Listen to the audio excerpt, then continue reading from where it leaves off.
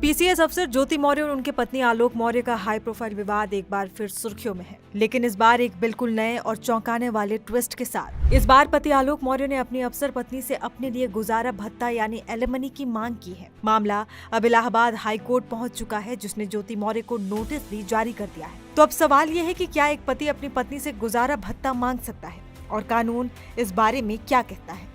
ये कहानी है आलोक मौर्य की, जो कभी अपनी पत्नी ज्योति मौर्य को पढ़ाकर अफसर बनाने के लिए चर्चा में थे और फिर रिश्ते में आई दरार को लेकर अब आलोक ने एक नया कदम उठाया है। उन्होंने इलाहाबाद हाईकोर्ट में याचिका दायर कर गुहार लगाई है कि उनकी पीसीएस अफसर पत्नी ज्योति मौर्य से उन्हें हर महीने गुजारा भत्ता दिलाया जाए। आलोक की दलील सीधी है, उनकी पत्नी एक बड़े पद पर है और उनकी आमदनी बहुत ज्यादा है, जबकि वो खुद बहुत कम कमाते हैं। इसीलिए जब तक उनकी वैवाहिक विवाद का निपटारा नहीं हो जाता, उन्हें आर्थिक मदद मिलनी चाहिए। इससे पहले निचली अदालत ने आलोक की ये अर्जी खारिज कर दी थी, जिसके बाद वो हाई कोर्ट पहुंचे। कोर्ट ने आलोक की याचिका स्वीकार करते हुए ज्योति मौर्य को नोटिस जारी किया है और इस मामले में सुनवाई के लिए 8 अगस्त की तारीख तय की गई है।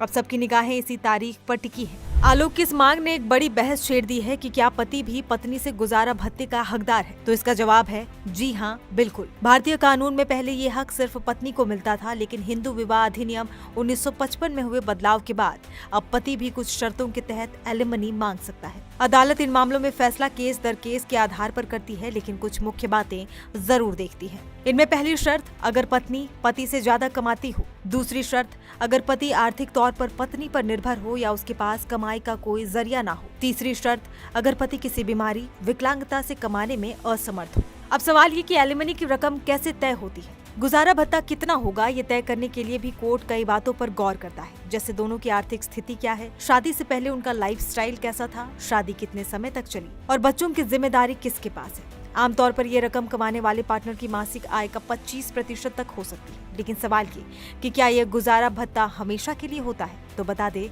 नहीं। कुछ स्थिति में इसे बंद किया जा सकता है, जैसे अगर गुजारा भत्ता लेने वाला पक्ष दोबारा शादी कर ले या फिर उसकी अपनी आर्थिक स्थिति इतनी सुधर जाए कि उसे सहारे की जरूरत न रहे। तो कानून पति को भी बराबरी का हक देता है, लेकिन इसका फैसला पूरी तरह अदालत के विवेक पर निर्भर करता है। अब ज्योति मौर्य और आलोक मौर्य के मामले में 8 अगस्त को कोर्ट क्या फैसला सुनाता है, ये देखना अहम होगा। एक तरफ जहां आलोक का कानूनी हक है, तो दूसरी तरफ ज्योति की अपनी दलीलें होगी।